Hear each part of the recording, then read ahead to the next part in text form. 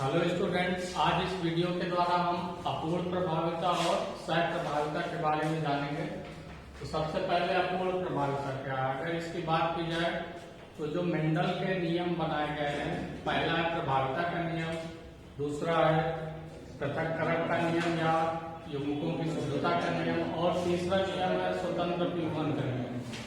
तो ये जो अपूर्ण प्रभाविता है, इसमें प्रभाविता का नियम काम नहीं करता है, यानी ये मेंडल के नियम का एक अपवाद है। अपूर्ण का मतलब क्या है, यानी कंप्लीट रूप से प्रभाविता न प्रदर्शित हो, यानी प्रभावी लक्षण प्रदर्शित न हो।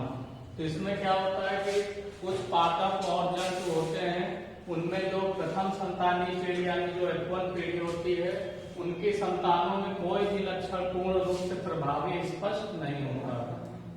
इसका मतलब क्या हुआ कि जो प्रभावी लक्षण है वो भी पहली पीढ़ी में स्पष्ट नहीं होता है।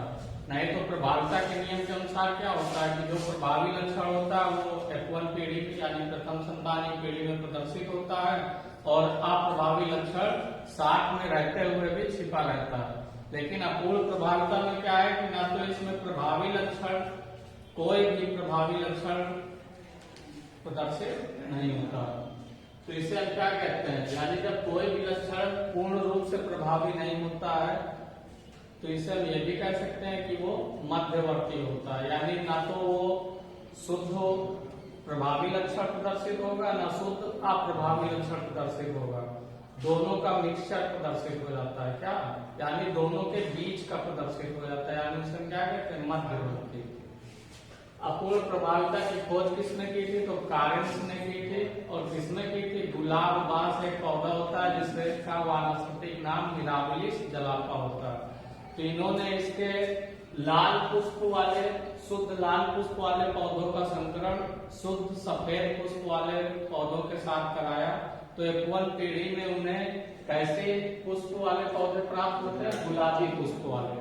तो गुलाबी क्या है ना, इसमें प्रभावी लक्षण कौन सा, लाल है, और अप्रभावी सफेद है। और दोनों में क्रॉस कराया जाता है तो लाल प्रदर्शित नहीं होता, दोनों के मध्य का प्रदर्शित हो जाता है, यानी लाल और सफेद के मध्य का, यानी गुलाबी रंग के पुष्प वाले पौधे प्राप्त होते हैं। और अगर उनमें F1 पीढ़ी में जो गुलाबी पुष्प वाले पौधे प्राप्त होते हैं, उनमें अगर स्वपरागण कराया जाता है, तो F2 पीढ़ी में भी 1:2:1 के रूप में लाल, गुलाबी और सफेद पुष्प वाले पौधे प्राप्त होते हैं। अब जैसे यहाँ पे देख लीजिए, शुद्ध लाल पुष्प यानी कैपिटल आर से प्रदर्शित करते हैं, शुद्ध सफेद पुष्प को स्मॉल आर से प्रदर्शित करते हैं।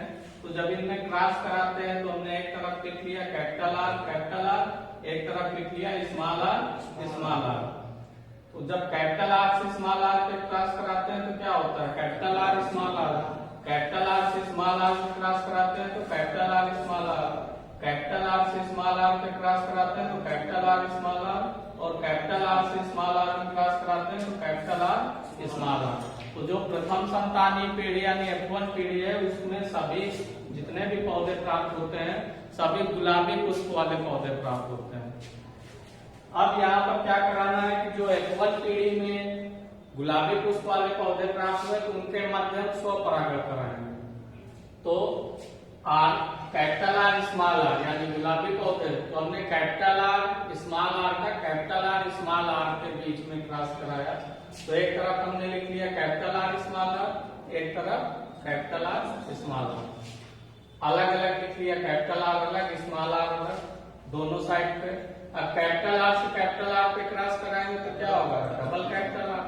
कैपिटल आर से स्मॉल आर पे कराएंगे तो capital R small R, capital small R capital R पे कराएंगे तो कैपिटल आर स्मॉल आर, और स्मॉल आर से कराएंगे तो स्मॉल आर। तो कैपिटल आर किसे प्रदर्शित करता है, लाल पुष्प को। तो ये कैसा पुष्प होगा, लाल पुष्प वाला पौधा होगा। कैपिटल आर स्मॉल आर किसे प्रदर्शित करता है, गुलाबी, ये गुलाबी पुष्प वाले होंगे, और स्मॉल आर सफेद। तो जो F2 पीढ़ी की संतानें होंगी, उसमें 1:2:1 के रूप में लाल, गुलाबी और सफेद पुष्प वाले पौधे प्राप्त होते हैं। ये इनका फिनोटाइप अनुपात भी है और जीनोटाइप अनुपात भी है। यानी लक्षण प्रारूप भी है और जीन प्रारूप भी है, दोनों अनुपात सेम होते हैं। कैसा? 1:2:1।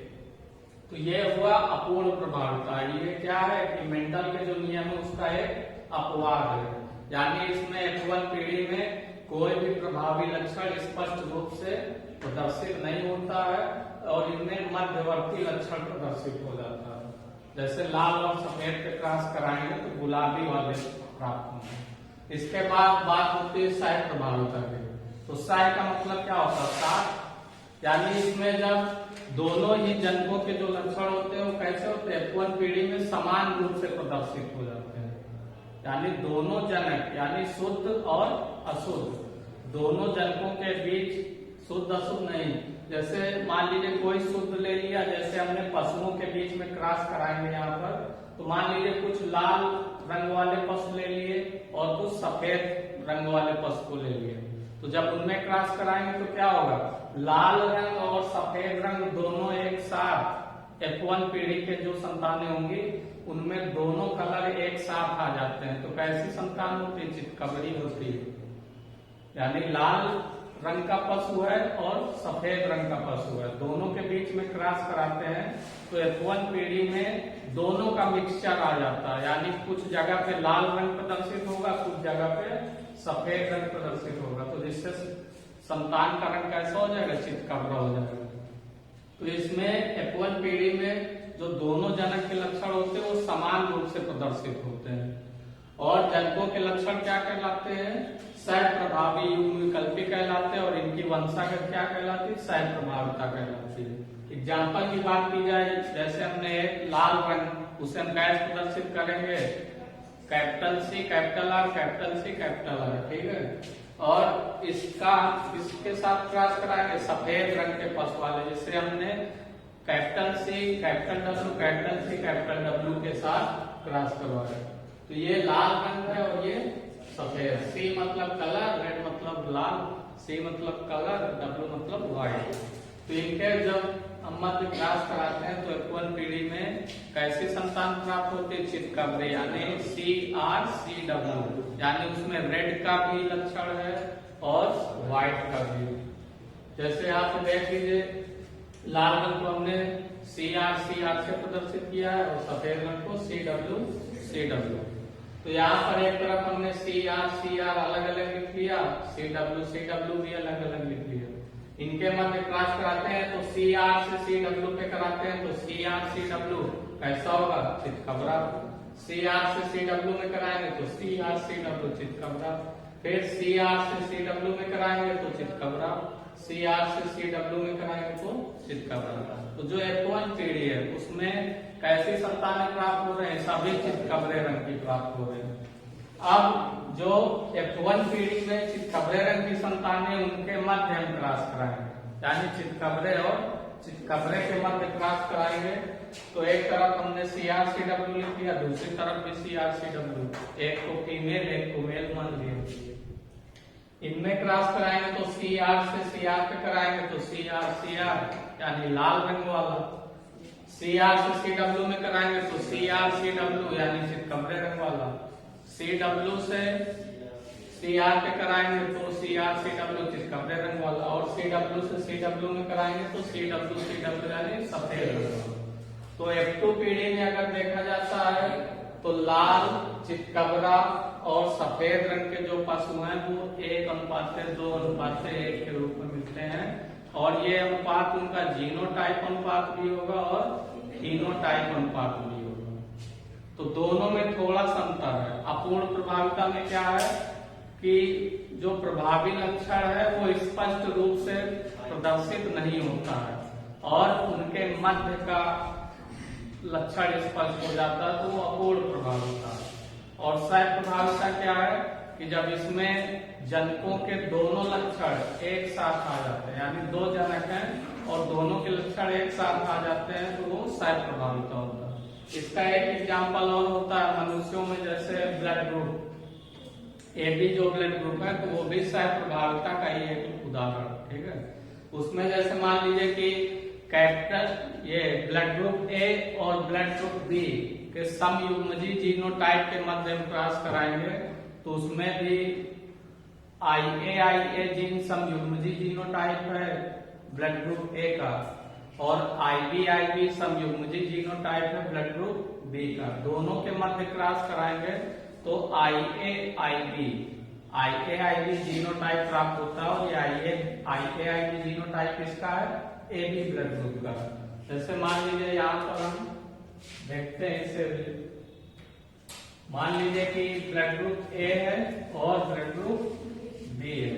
ए का समयुग्मजी जीनोटाइप क्या है? IAIK, और ब्लड ग्रुप बी का समयुग्मजी जीनोटाइप क्या है? IBIB।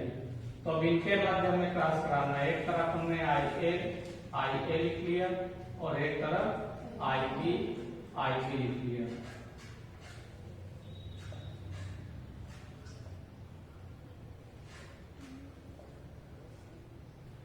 इनके मध्य क्रॉस कराएंगे तो क्या होगा? एक को फीमेल मान लेते हैं और एक को मेल, तो IAIB हो जाएगा और IAIB हो जाएगा, IAIB और IAIB। तो ये IAIB जीनोटाइप किसका है? ब्लड ग्रुप AB का। किसका है? ये ब्लड ग्रुप AB है, ये भी AB है, AB और ये भी AB। तो अगर मान लीजिए कि माता का जीनोटाइप A है, A ब्लड ग्रुप है, और समयुग्मजी जीनोटाइप ले रहे हैं IAIK, और पिता का जीनोटाइप, पिता का ब्लड ग्रुप B है और उसका समयुग्मजी जीनोटाइप IBIB लेते हैं, तो इनके मध्य जब क्रॉस कराएंगे तो जो उनकी संतानें होंगी उनमें AB ब्लड ग्रुप होगा। कैसा होगा? AB। तो यहाँ पर भी क्या है? IA जीन IB जीन के साथ आपस में मिलकर क्या बना लेती है? IAIB। तो ये दोनों क्या हो जाते हैं? सह प्रभावी। यानी ये यहाँ पर अलग अलग जीनोटाइप है, लेकिन जब ये संपर्क में आते हैं तो सह प्रभावी हो जाते हैं। तो सह प्रभाविता का ये भी एग्जाम्पल है कि मनुष्य में AB ब्लड ग्रुप। तो इस प्रकार से अपूर्ण प्रभाविता और सह प्रभाविता, इसे हमने आज इस वीडियो के द्वारा जाना है। और इसके बारे में आप लोग एक और एग्जाम्पल देखें, जैसे मनुष्य में ब्लड ग्रुप की वंशागत। कौन सा blood group? AB blood group. आप लोग इसका स्क्रीनशॉट भी ले सकते हैं।